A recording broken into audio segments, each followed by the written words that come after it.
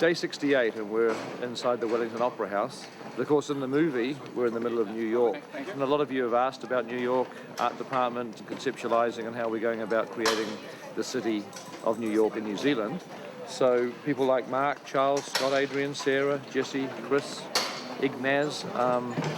Ignaz was a funny name, never mind. I'm sure you're happy with that name. So for those people, we thought we'd just do a sort of a catch-up on where things are with New York today.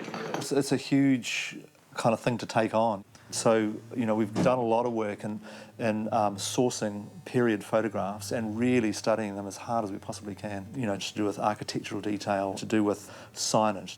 The rubber flow ride, the new Watson rubber flow stabilizers. I mean, that stuff's great because you can't make that stuff up, eh? It's just like really archaic and cool, and that's a good, nice big lit bloody billboard thing.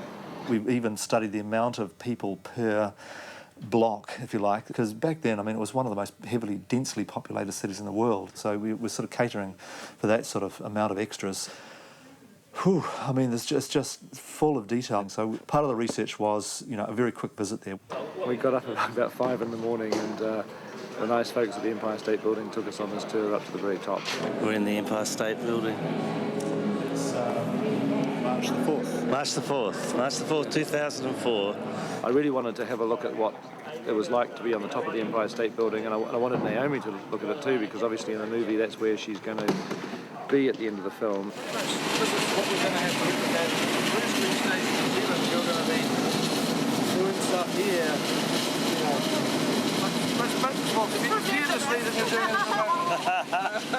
Good wind reference we're getting here. We're getting a good feel. It's really important that New York to me is not stylized or anything other than the absolute realistic New York, and we're going to a lot of detail to try to be as historically accurate with the buildings as possible. There has been considerable differences between present-day New York and 1933 New York, a lot of which is what we see is the amount of high-rise buildings that have been added to the city. One of the things we find is that the skyline in 1933 New York is a lot different than what we see today.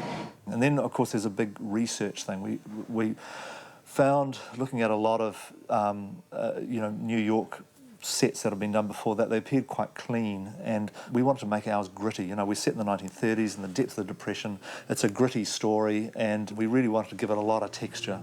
You know, conceptualising started about a year ago with some artwork that was done. Jeremy Bennett did an exercise of really conceptualising more of a colour palette and a visual look for New York, not so much the technical building by building side of things, but just what it could look like mood-wise. This is the first day of the shoot in 3 weeks and 4 days. 3 weeks and 4 days.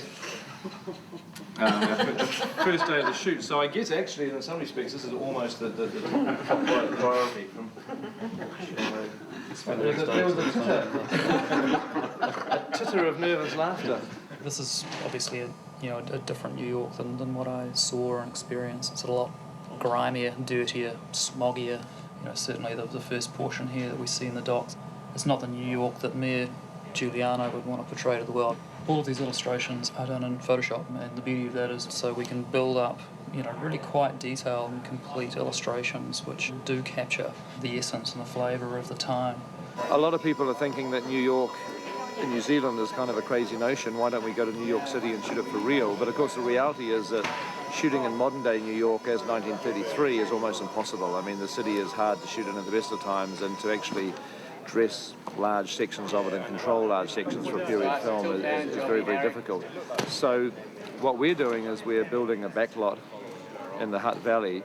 Well, this is Times Square, and as you can see behind me, this is the subway. You can blue screen the bottom of it, I suppose, to give the illusion that you're going down the stairs into a subway. But then this later on becomes Herald Square. We have put another facade on the building there. We change it around a little, it becomes Herald Square, and across the street we have Macy's. I think the street here is 46th Street, if I'm correct. Could be wrong.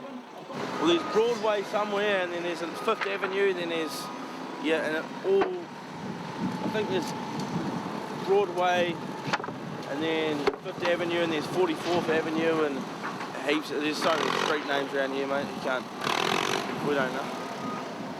Yeah, you get lost in New York. So all that exists in one complex of streets and avenues. And there is also going to be a certain amount of set turnarounds we do.